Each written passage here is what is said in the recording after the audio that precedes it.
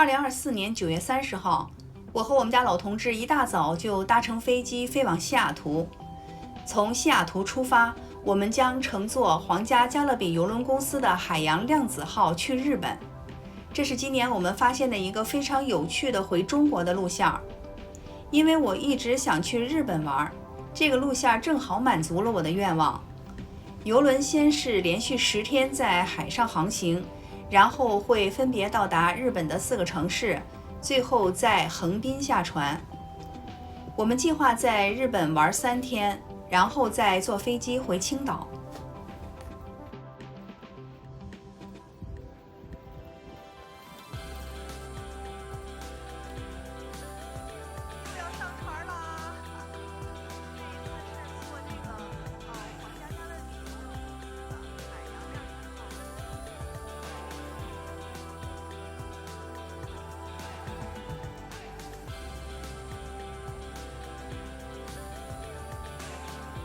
船颜色挺浅的哈，不好看，漂亮。登船的那个。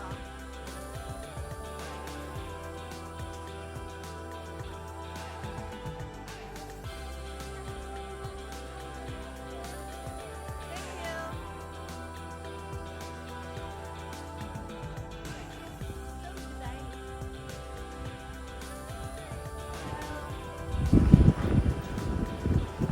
每次都是上次就是和打仗似的，快走快走！上船啦！这一次我们是要坐皇家邮轮公司的这个海洋量子号，14天去日本15天，14个晚上。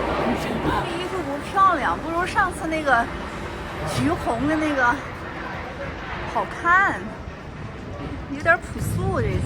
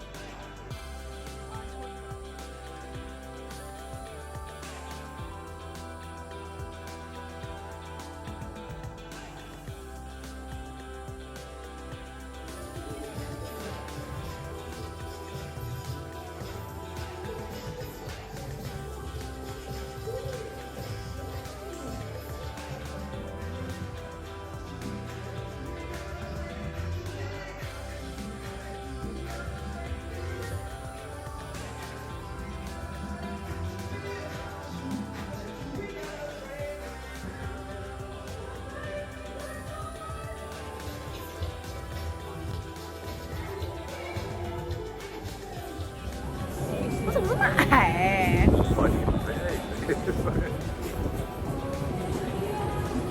我们这个海洋量子号出发了，14个晚上，然后怎么说来着？这一次我们坐这个海洋量子号是14个晚上，的最后一站是到横滨下船哈。15天。15天。15天14夜嘛，哇！人家叫14晚上。开船啦！